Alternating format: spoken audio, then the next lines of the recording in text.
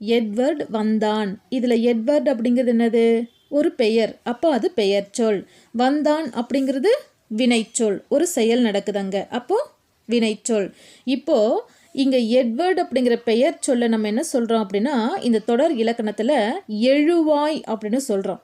வந்தான் அப்படிங்கிறது ஒரு வினைச்சொல். இதை நம்ம தொடர் இலக்கணத்தில் என்ன சொல்லுவோம் அப்படின்னா, பயனிலை அப்படின்னு சொல்கிறோம். அடுத்தது பாருங்க, கனகாம்பரம் பூத்தது. கனகாம்பரம் அப்படிங்கிறது பெயர் சொல். பூத்தது அப்படிங்கிறது வினைச்சொல். அப்போ இது எழுவாய், இது பயனிலை. அடுத்தது, மீனா கனகாம்பரத்தை சூடினாள்.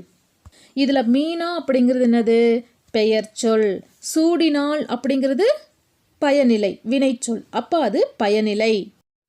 மீனா சூடினாள். இந்த ரெண்டுத்துக்குமே இடையில கனகாம்பரம் அப்படின்னு